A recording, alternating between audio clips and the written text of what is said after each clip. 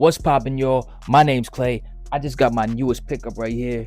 Here's the box, the Nike SB multicolored box. And if you know what that means we got some heat. Before I get into the shoe, I want to let you guys know I got some hot takes, okay? I got kind of a hot take. You may not agree with my opinion on this, but I don't give a damn. This shoe I'm about to show you, I consider one of the best Nike Dunk Low colorways of all time.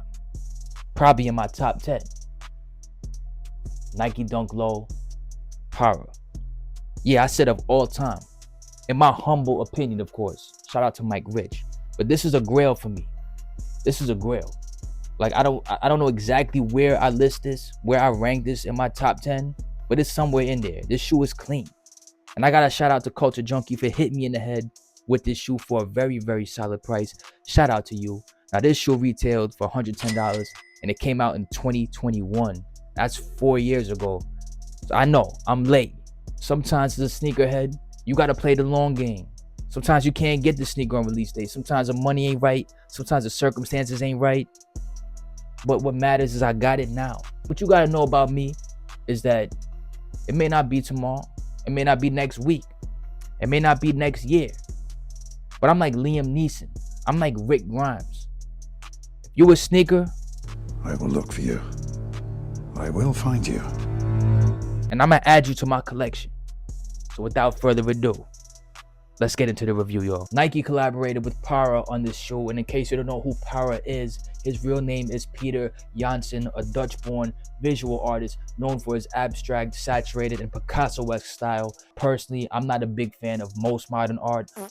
What the is this piece of shit? But I do have exceptions, and Parra is one of them. I love his work. Now, to get into his early career, he started off as a skateboarder who worked at a skateboard shop and would work his way up the small shop to become the creative director, where he'd gain experience to then do things like create posters for music venues, and then he would move on to become the founder of Parra.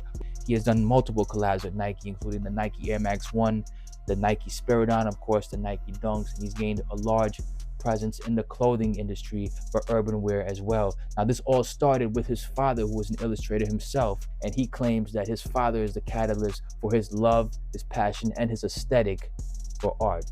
And with that being said, let's get into the sneaker details. Examining this shoe, the first thing I notice is obviously the Parra pattern that wraps around the shoe. It's a very frenzied, very busy pattern, and I know it's a lot to look at, but I love it. I feel like sometimes more is more, and this pops. What I wasn't expecting was the material to be canvas. I'm usually not a fan of canvas on sneakers, but I'm not mad at this. It works. It's just classic Parra on this. I feel like this really exemplifies Parra in a nutshell. You got the same patterns on the heel tab, the tongue lining, the tongue label, and the insole as well. Now, I don't know about y'all, but when I look at this shoe, I think of my childhood. I don't know why. I think it's because it looks like Trix yogurt or something. I used to love Trix yogurt. The color for this is just giving me Trix yogurt vibes, I guess. I used to love the berry strawberry flavor. They used to have the hard candies on top of the lid. And the plastic, you'd peel that off and you'd throw the candy in the cup and you'd mix the candy up with the yogurt and the spoon. It was crack, man. I don't know. When I look at this shoe, it's almost like I could taste it. I think that's why I like this shoe so much. You got the toe box, the tongue and the quarter panel and the foxing in a light cream. It's a very buttery suede, very soft. In some lighting, it almost looks white. But in standard lighting, you can see that it's a very light cream with the flat white laces to contrast that. And the Parra labels on the lace tips. Very nice little touch there. If you're a sneakerhead, you know that a gum bottom will add a few extra points to a sneaker, and this is a nice touch. It's a nice hit. The gum bottom with the bottom, you got a little red panel here that's just Nike SB as well, and that pretty much sums up the shoe. I got nothing bad to say about it.